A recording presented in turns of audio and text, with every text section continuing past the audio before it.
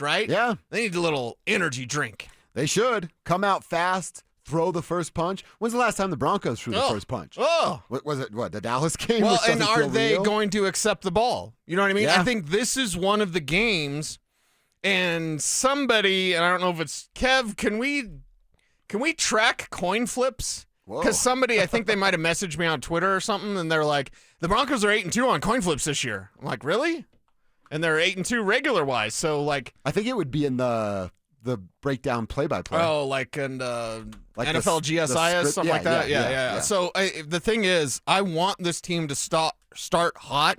I want the ball. I want them to take the ball. Don't be scared. Don't be out there like, oh, and then Sean Payton likes the ball at half, and you could actually double dip. They could double dip too. Well, you know what? To that point, that's a great conversation, Cease.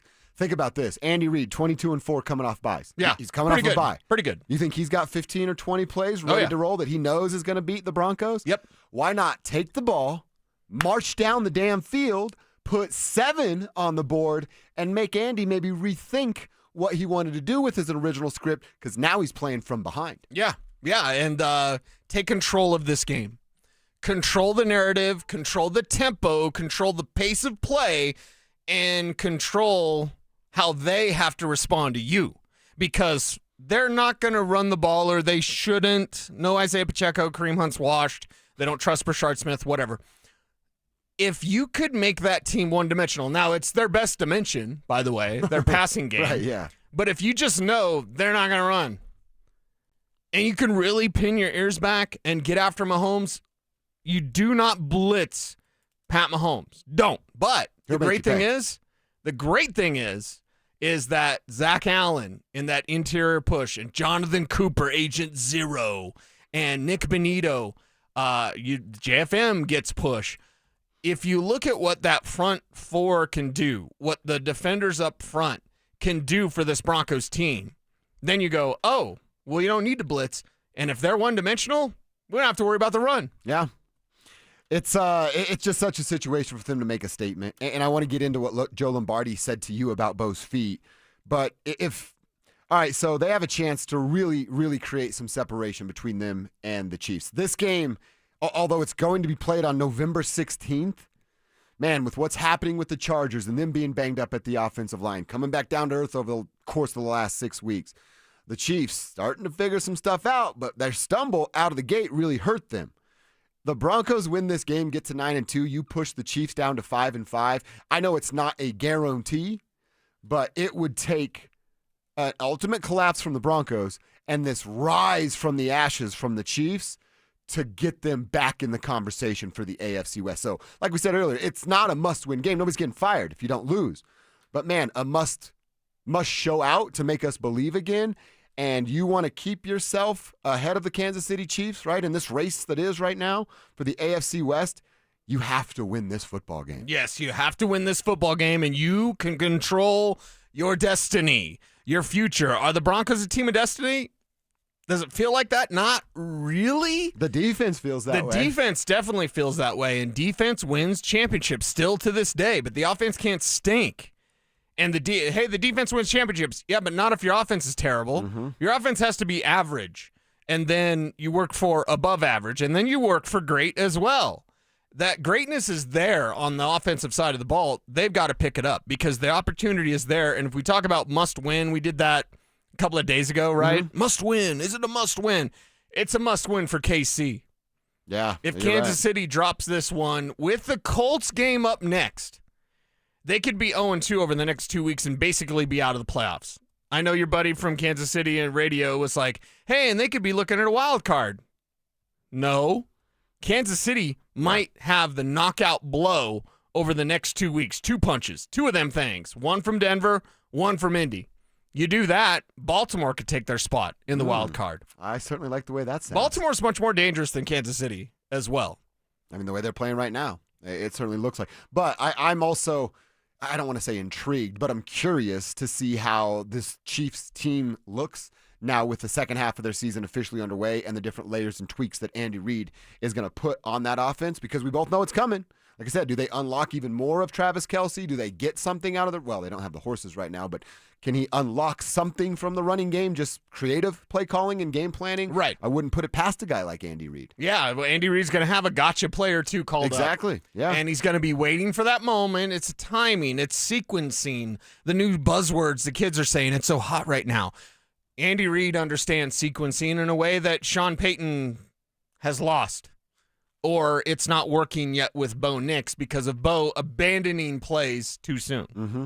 I did hear Sean Wednesday when you were out there. He had an answer about one of those motions you said earlier this week. And Sean was saying, like, well, now the trend is... Yes, the trend, all these trends. And then tried to kind of go against why he doesn't fall in line with all the trends. There's insert motion, which is where you motion to become a blocker on the play, on the run play. That's what they're doing with Puka. Puka does that. There's escort motion, where you're like, you motion and then you're escorting the ball carrier on the outside. Insert motion is usually between the tackles.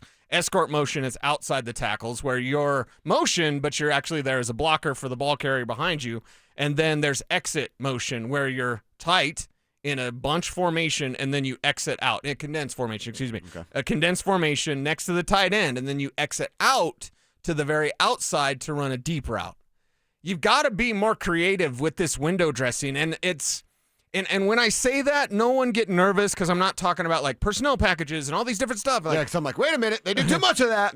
You have very basic plays so that Bo Nix can stick with those plays, but you need the window dressing beforehand, and that's where those three different types of motion so hot right now. He was talking about jet motion. That's what it was. And I'm like, why are we talking about old stuff? That's what it was. But he tried to use it as it fitting into there's this modern thing called the wing tee, everybody. Yeah. Like, no, jet motion. Everybody's done jet motion. Now it's about insert, escort, and exit. He looks you dead in the eyes. He's like, I think we're going to try this pop pass out thing.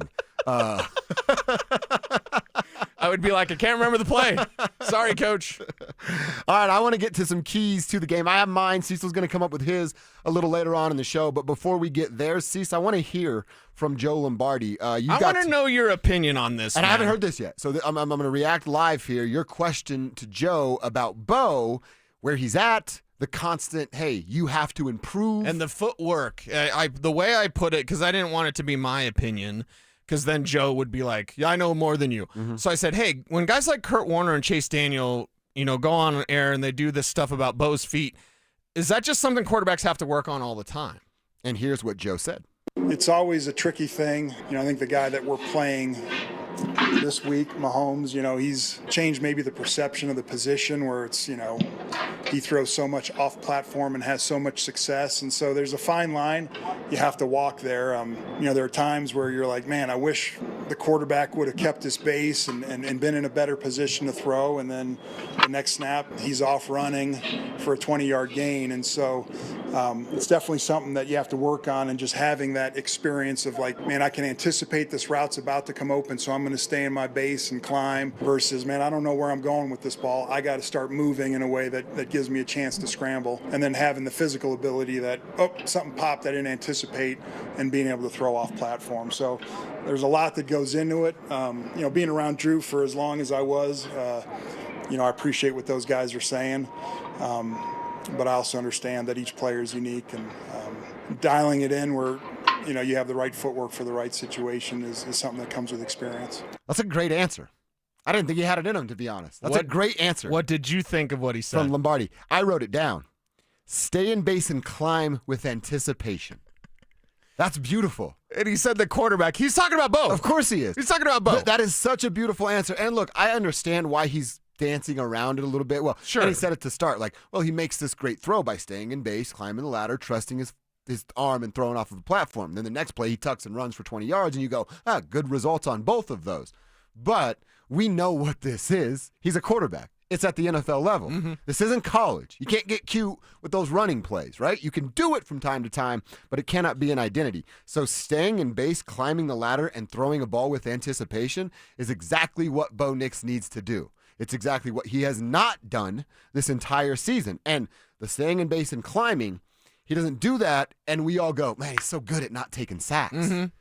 Well, you actually need him to do that and take a sack from time to time, or get hit from time to time. I'm not rooting for him to get with sacked. The play. Stay with the play. But no, hey, it's football, dude. You're going to take some hits from time to time. You stay in base, you climb that ladder, you throw a wide receiver open, and occasionally you take a lick. That's how it goes. Them's the breaks, Bo. It's football. You have to do that. That might be my favorite answer I've heard all year from a coach by the Denver Broncos. Or all year, or maybe the best answer ever from Joe Lombardi. Probably. It's so real. And there's a word in there he used twice. And as I've contemplated and meditated on that answer, I merely say this.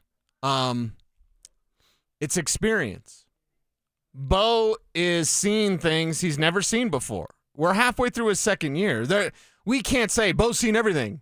He's seen a lot, but there's also things, there's wrinkles. You think Spags got some wrinkles for him? Hell yeah, it does. Yeah. So with Bo's experience, we know that he's going to log that. He's going to jot it down mentally and then hopefully never make those mistakes again. And I am sure and positive from listening to Joe Lombardi, that is an emphasis. What'd you write down?